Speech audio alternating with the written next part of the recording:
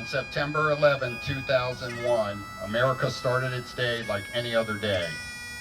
Many were having their morning coffee, getting their kids off to work, commuting to work, or just arrived at work. At 8:46, a commercial airliner, Flight 93, hit the World Trade Center North Tower. News about the catastrophe spread quickly, but the origins were as yet unknown to most Americans. The second plane hit the World Trade Center South Tower at 9:03 a.m., and at 9:37 a.m., a third plane crashed into the Pentagon.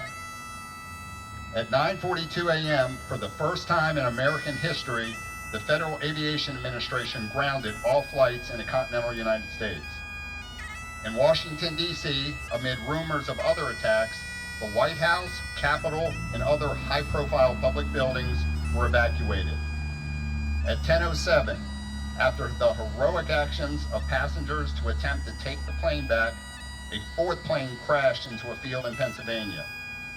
At this time, there was no doubt that this was a calculated act of barbarism, the likes of which had never been seen since the attack on Pearl Harbor, December 7, 1941. Some may regret never saying "I love you," or they may be thankful that they did. For thousands of Americans, their loved ones would never see noon of that day.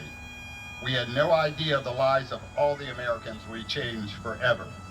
Like other dates that live in infamy, most Americans can remember where they were at during these attacks. I was within sight distance of the Pentagon and could see the thick black smoke bellowing into the sky. I remember walking the floors of my building when I heard the first plane strike. Traffic in D.C. became gridlocked immediately. I knew this because, to assess the situation, I was dispatched to the top of my commercial office building that was near the Senate office buildings and across the rivers from the Pentagon. Parents frantically rushed to pick up their children from school. A nationwide sense of vulnerability never felt before immediately filled our hearts and minds. No one knew how many more acts of terrorism would take place or where. I've never witnessed that kind of exodus, perhaps in a sci-fi movie where a city was under a fictitious attack, but this was no fictitious attack, it was real. By 1 p.m., Washington, D.C. had turned into a ghost town. I drove straight home, traveling the George Washington Parkway and past the black smoke still coming from the Pentagon. The smoke lingered into the following day as I returned to work. Americans huddled around their TVs to watch and re-watch the attacks. As cleanup efforts continued, we followed the latest news religiously for weeks. Having only seen the smoke and devastation from a safe distance, I cannot comprehend what the victims and first responders experienced. Something was taken from each of us that day, beyond the precious lives of the victims of those heinous acts upon our country, and even beyond the lives that were later lost due to injuries, hazardous material, and chemical inhalation. The country suffered a loss in one way or another. In retrospect, however, I believe we gained something as well. That is what America does. We didn't turn the other cheek or cower. We would not remain victims of this day. We forged ahead, stared evil straight in the eye, and became even stronger. The terrorists wanted to destroy us.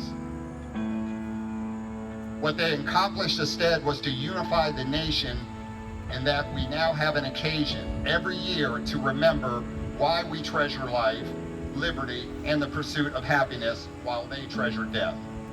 On December 18, 2001, Congress approved naming September 11 Patriots' Day. In the months and years that follows, the perpetrators have been brought to justice, and our nation is stronger than ever. Let us remember and honor our local heroes from Mount Airy that perished that day. United States Navy Lieutenant Commander Rinald James Vauk and United States Army Chief Warrant Officer William R. Ruth and their families. Both men gave their last full measure when they died in the Pentagon attack. Interestingly enough, both were not even scheduled to work that day, but volunteered for two co-workers, one who could not be to work due to pregnancy complications. Let us also remember the sacrifices of our first responders, many of whom also became victims later and gave their lives. The terrorists never took away our American spirit. Instead, they made us stronger. They brought us closer, and they united us even more. In effect, they failed in their evil mission. Thank you for coming today. Thank you for remembering. God bless you, God bless Mount Airy. God bless America. On this Patriots Day, may we never forget the lessons of September 11, 2001. Thank you.